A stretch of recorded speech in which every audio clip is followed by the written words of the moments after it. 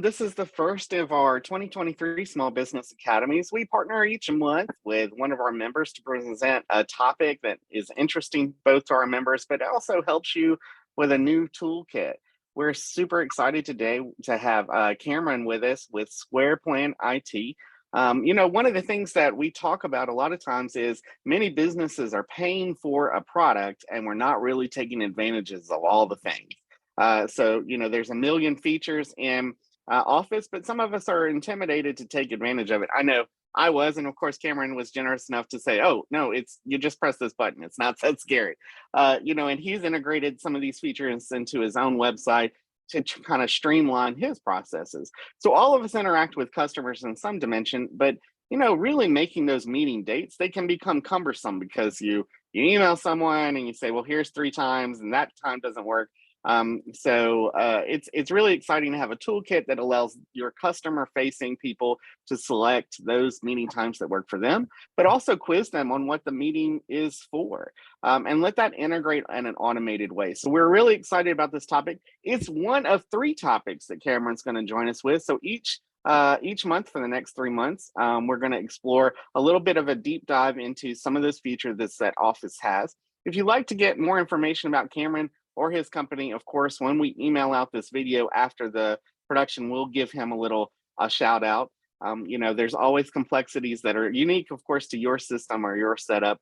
And I'm sure he can walk you through that kind of stuff. So don't want to take up any more time. This is always very relaxed and organic. So if you have a question, just yell at Cameron because he's the show today. But if you have any questions, use the chat feature. You guys know how Zoom works. So introducing our friend Cameron. Well, Chris, thanks so much, and thanks for having us here today. Actually, if you can let me share my screen here. Yep. We can get going with that. So yeah, just a little bit about us. So we help businesses become more profitable through technology. Like Chris said, a lot of businesses already have tools in place today that they're just not fully utilizing and getting their full capability out of. So one of those things is scheduling. So I'm going to share my screen here right quick. Make sure we get that going. And I told Chris when we chatted earlier this week that I want to keep this pretty brief. I don't want to bore anyone death by PowerPoint. Just have a few slides here, and then we can hop into some demos, just as a quick example of some potential use cases for some of the booking tools that is part of the Microsoft ecosystem. And then from there, if you have any questions, obviously we can schedule some time to deep dive into that. So again, our big thing is we apply the technology component to work with you and understand your business needs and your business challenges and help you become more profitable and efficient through technology. And so Microsoft out of the box has a couple of tools that really do a great job of that. 2 of those are Microsoft FindTime, which you may also see in Outlook called Scheduling Poll. And then the other topic that we're going to cover today is Microsoft Bookings. And so both of these tools will allow you to more easily coordinate times either internally with your team, externally with customers, trying to find a good time to meet and agree on availability. So the first tool that we're going to look at here is Microsoft FindTime, and I've just put a QR code on the screen here if you want to grab a picture of that. Also a quick link if you already have Microsoft 365 today. If you visit this link here, sqhelp.net/ms-FindTime, that'll actually take you to your FindTime page within your account. That'll let you manage your FindTime invitations. And then you can also do that within Outlook as well. So I actually thought that it might be better, rather than, again, death by PowerPoint, if we just get some examples going here and we actually just hop in and do a couple of live demos. If we hop into, we're going to work with Alex today. He's going to be one of our test users here. And Alex actually wants to schedule a meeting with a few people. He's got some availability that he would prefer, but doesn't know quite what might work for everyone else that he's trying to get involved. So he might just, in Outlook, he might send a quick email And let's say that he's going to work with Megan and Deborah. And he wants to schedule a project update meeting. So he might send an email, hey, everyone, let's get together to discuss the project update. And rather than send a meeting invite out or send out a list of times that he's available in an email and going back and forth, reply all, trying to coordinate a time, he can actually just put some time in that he's available using a scheduling poll or Microsoft FindTime to propose some options. And what this is going to do is once everybody responds to this and makes their selection, it'll automatically schedule that meeting and send that meeting invite out. So let's say, we're looking at today and either 1 o'clock or 4 o'clock would be a good time for Alex here. And he wants a 30-minute meeting. And so we're going to go through here. It's going to be a Teams meeting, so it'll automatically send a Teams link for a virtual meeting. And then we have a couple of options so that you can automatically schedule that meeting once everyone has responded and reaches a consensus on an agreed time. And you can also have the option to hold these times on your calendar, which is really powerful so you don't overschedule yourself while you're pending feedback. So we're just going to go ahead and create that poll. And we're going to send it out. And I've got a couple of other test users here that will show what that looks like on the receiving end too. What's powerful about this is this works for even users outside of your organization. So if you're trying to schedule a meeting with a customer, maybe you've got a project team that involves 2 or 3 or more companies, you're trying to find a time where you can't necessarily see the availability of their calendar within Outlook. This is a great way to coordinate that.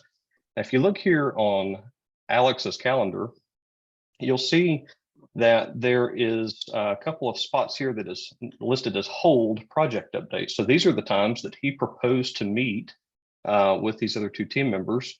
And so in case something comes along before they reach an agreement for the time, you'll see here that it's going to show that, hey, this is a proposed time, so you probably don't want to book something over that. And if we hop into Megan's inbox here, you'll see she received an email, hey, let's get together. Let's go ahead and vote. Now here's what Megan sees. So this is what your external recipients would see. Quick and easy link to click on. Here are the available times. And let's just see, Megan would prefer 1 o'clock and is not available at all at 4 o'clock today. So she's going to vote. That response is actually going to go back to the original requester because that was something that was selected. And then if we hop over here, let's just respond for Deborah right quick.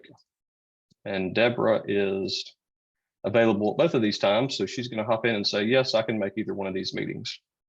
Now here's the power of FindTime in this scenario, because now that everyone has voted, you'll see that automatically this meeting invite was sent out from Alex, although it was automatic, to all of the recipients. So now you can just sit here and reply, yes, I'm available.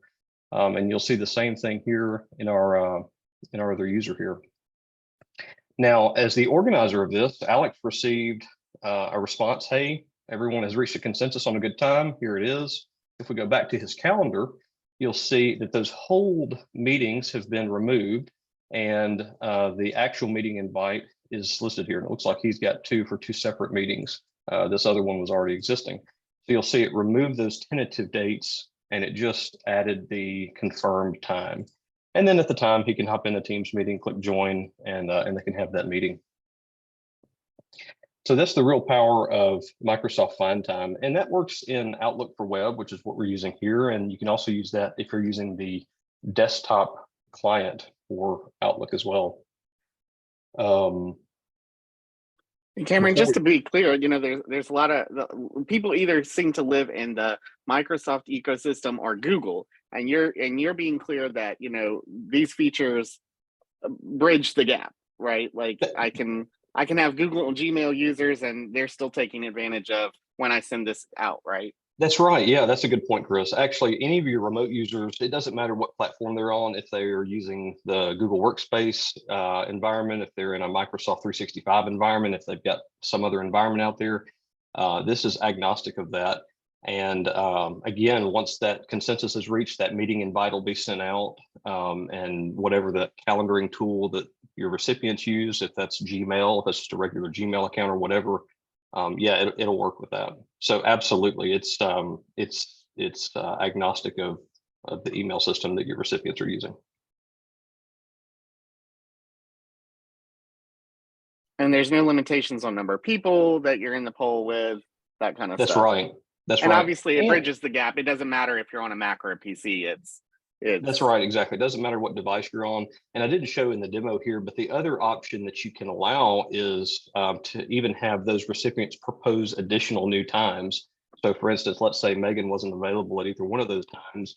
She can add a time to that proposal, and that'll kick back a notification to the originator and say, hey, a new time has been proposed. You can respond to that. And again, just until everyone reaches a consensus there, once that happens, that meeting invite goes out.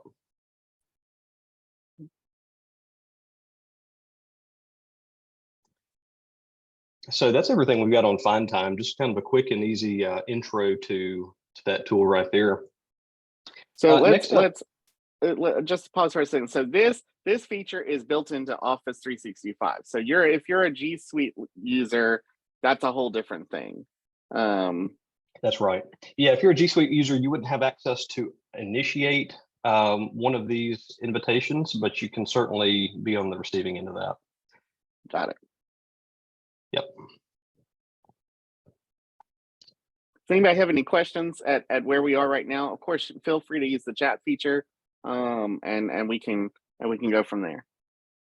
Or just unmute yourself. That's always fun too.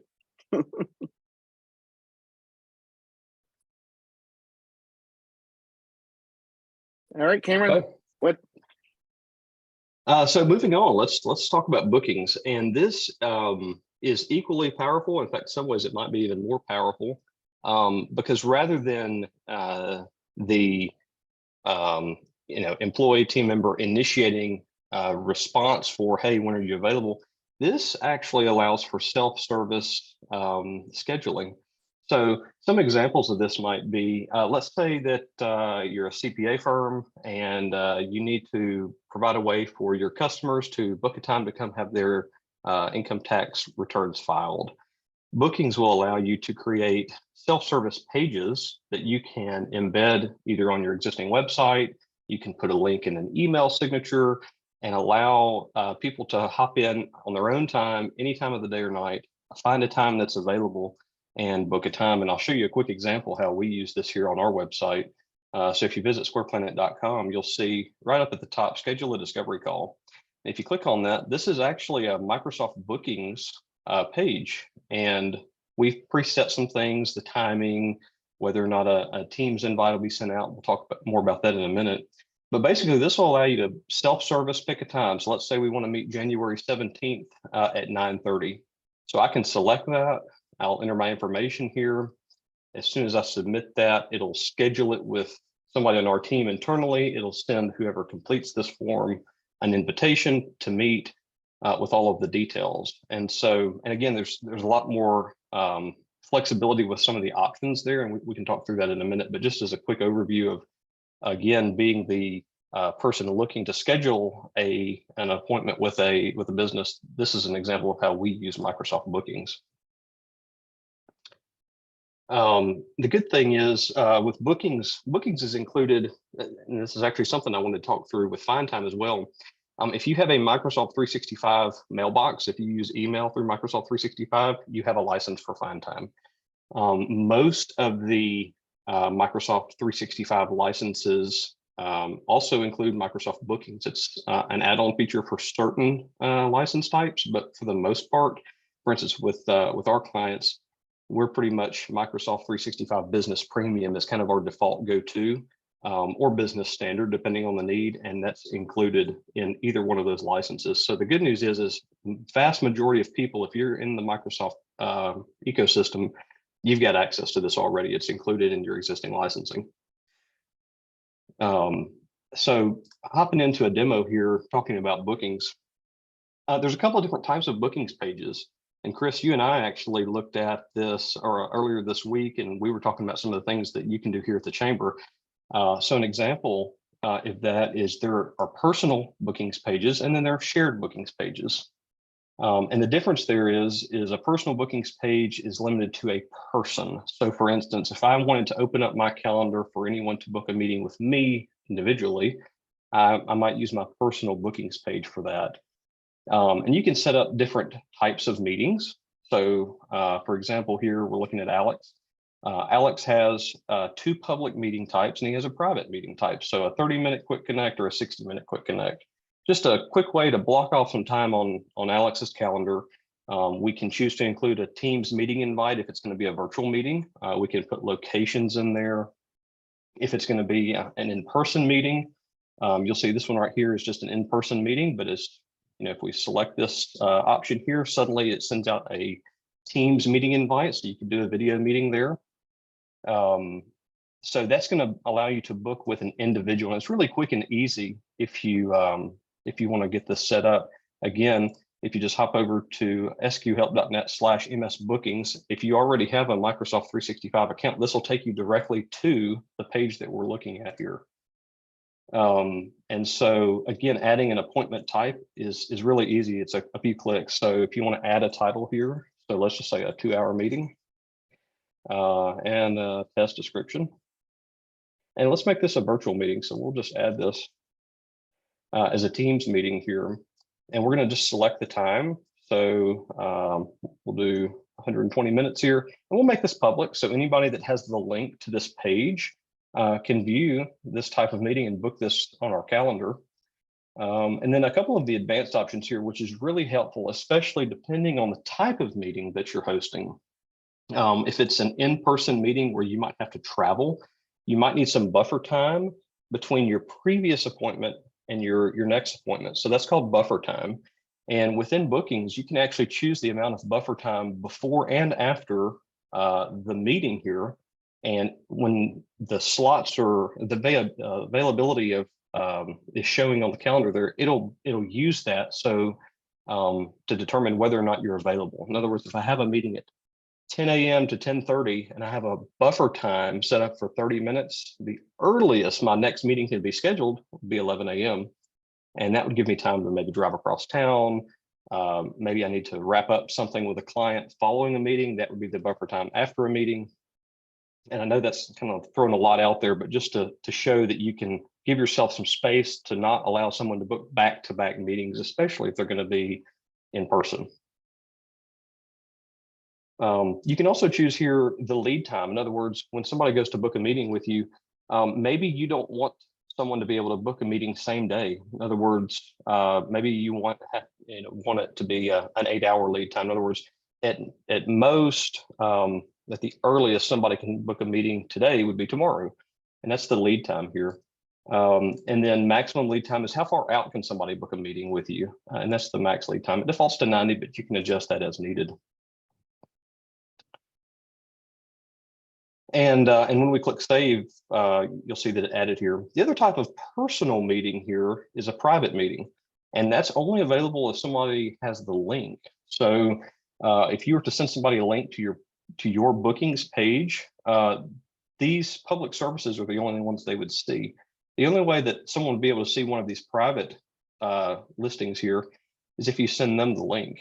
And again, you have the same type of options available with that, but you have the option to send a single use link. So maybe that's a one-to-one, you're sending an email to somebody, hey, here's a link to book this particular meeting type on my calendar.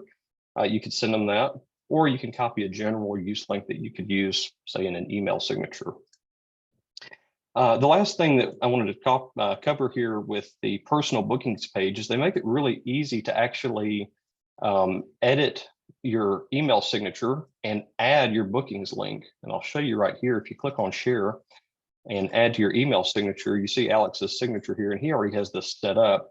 But this option here to include a link to my bookings page, it automatically will add that to your signature going forward. So when you create a new email, that'll be added to your signature. I use this internally here. It works fantastic. Anytime somebody wants to book a meeting, hey, click the link in my schedule and my signature, That's a live view of my schedule. That's my real-time availability.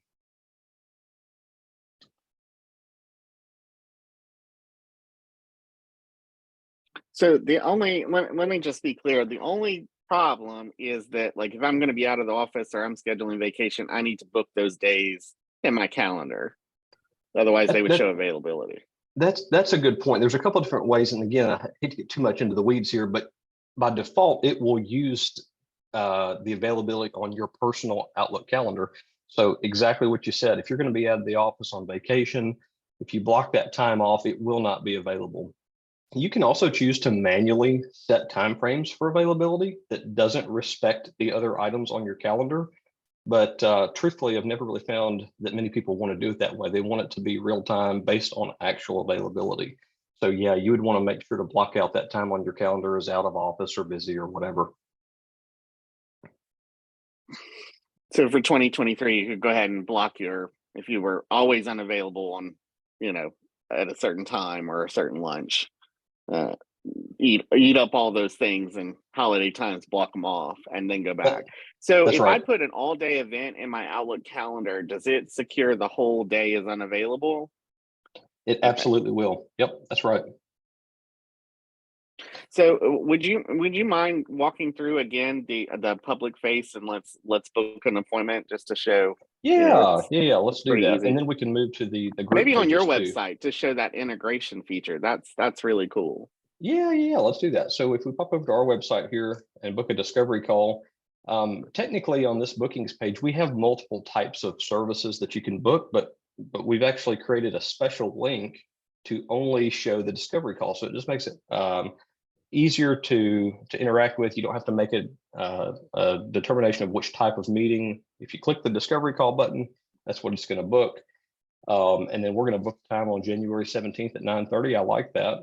And so you bookings, when you set up that event, when you set up that when you created that in the back end, it had the code automatically generated, and then you just created a button on your website. So it's not that's like right. scary. No one wrote anything. It was already there. Yeah, this is all plug and play, and technically So even this Christopher booking, can do it, right? Like, it's not that's just a right. Cameron thing that can be done. That's right. Yeah, and technically Okay. this booking page is not a personal booking page. This is a shared booking page, which we haven't quite talked through yet, but it works similarly. It just gives you some additional flexibility there, but we'll go ahead and book something here. Let's just go ahead and I'll book myself here. And the cool thing about this is you can enable email and text message confirmations and notifications. And so automatically, so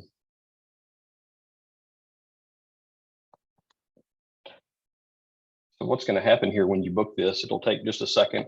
It's already looked at the availability on the calendar here. It's going to determine, yes, these are the times available. It doesn't show any times that are unavailable. That will only show you real-time availability there.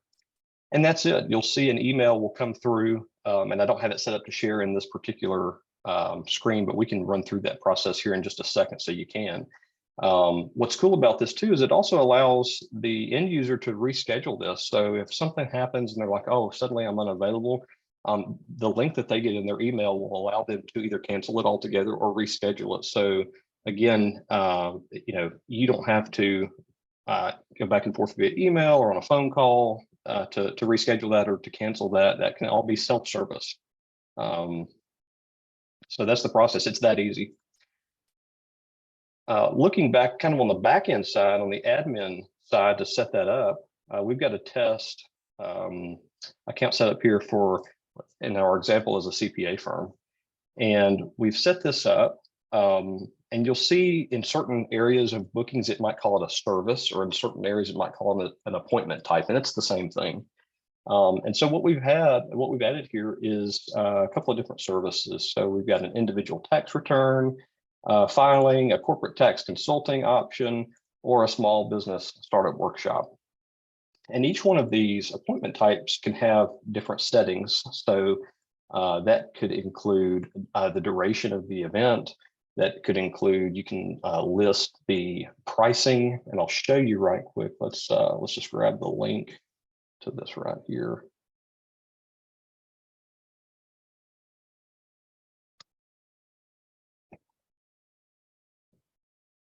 So this is what you'll see if you choose to not embed it on your website, like what we showed here just a minute ago. But this is just a hosted page from Microsoft that you get with bookings. And so again, you can see here the different services will show you if you have a set price, you can list that here so people know if they're going to book a tax return filing appointment with you, it's going to cost $175 and you're going to book 2 hours for it.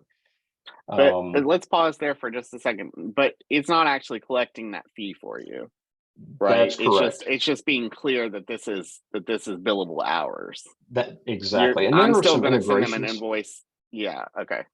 Yeah, this is not actually collecting the amount there. There are some integrations that you can do, which is a little more advanced than kind of the scope of what we wanted to talk about today. But there's some integrations where you could plug into your QuickBooks or whatever your invoicing software is to automate some of this stuff, Stripe or something like that. So that would be something that is pretty powerful that you can use, like say Microsoft Power Automate to integrate with other services. But no, this is just for informational purposes right here. And then we have a question in the chat. Is there a cost associated with sending the client's text messages? So you mentioned earlier that text could be an automated reminder. That's right. Actually, that's a great question. Starting next month, I think it's February 1st, actually, it does require a separate license. There's like a premium Teams license that you have to support texting. Historically, since the beginning of time, bookings wise, it was free. It does require a separate license as part of your Microsoft 365 subscription starting next month. But it would still send an email reminder, correct? Like email reminders, exactly. And we'll show you here in just a second. There's some really powerful options you get with those email reminders leading up to the appointment and also following the appointment. And we'll hop in and look at that in more detail in just a minute. Just to show here, for example, for this individual tax return filing, you can also choose if you have multiple people that you're scheduling for. Again, in this scenario, it's a CPA firm. We might have 5 or 6 CPAs that are available. You can choose to allow them to select a staff member and it will show their availability. So let's say we want to book an appointment with Megan. This is only going to show Megan's availability. So today she's only available at 11:30. And again, the details are the same as the example we went through earlier. Fill in your information. You can add some custom questions here if you need to gather some information. And then that'll book that time on Megan's calendar, and you can also see it at the larger level. The other powerful part about this right here is if there's some information that you want to collect from the person who's booking that appointment in advance, let's say for an individual tax return filing, prior to them meeting with you, it'd be really helpful if you got some extra information, maybe their contact information,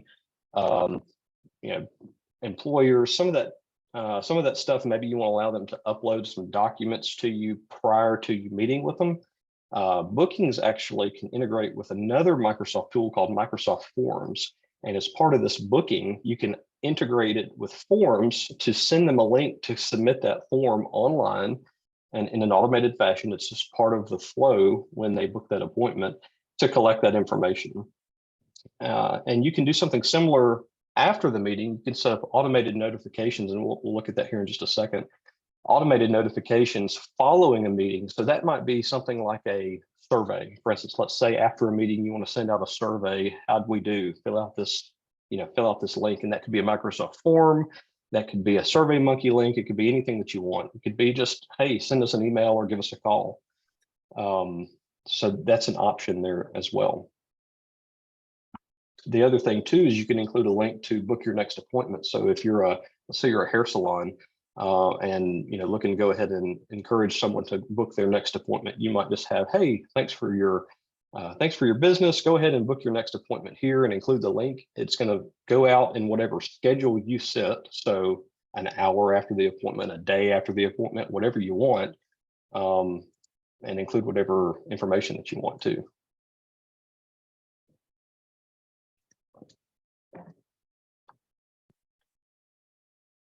I'll show you right quick. You can choose the staff members that are associated with your organization and the particular services that you're setting up.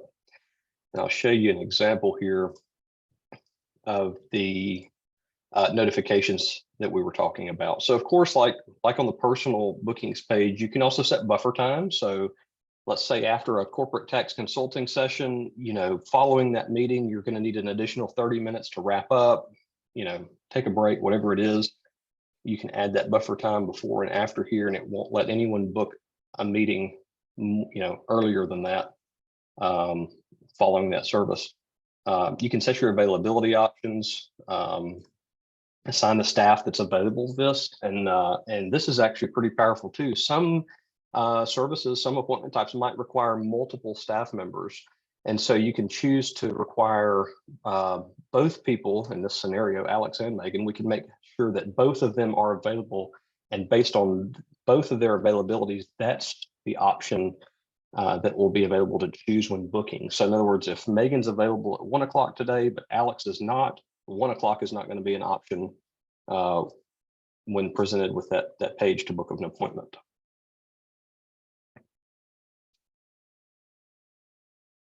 Setting up notifications here, you can allow again, the customer to do a self-service update, whether they want to cancel an appointment or reschedule an appointment. That's all included in the email confirmation that they receive. You can add additional text to those email confirmations if you have some specific information you want to make sure that they have once they book an appointment with you. And then email reminders. This is what we were talking about. You can add reminders, just right before, 15 or 30 minutes before, a day or two, or a week or two before the appointment, depending on what your use case is. And whatever that message is, hey, don't forget your upcoming appointment. We can't wait to see you. You could also include a link to a Microsoft form, again, to collect that additional information. And then here's that follow-up that we talked about where, hey, 2 hours after this appointment here, let's just send a note to the customer. Hey, we appreciate your business. Here's a link to book your next appointment. And that's all automated. That's nothing that you have to do manually. So again, freeing up your time to focus on the stuff that really matters versus the minutia of reminding people of their upcoming appointment or following up afterward.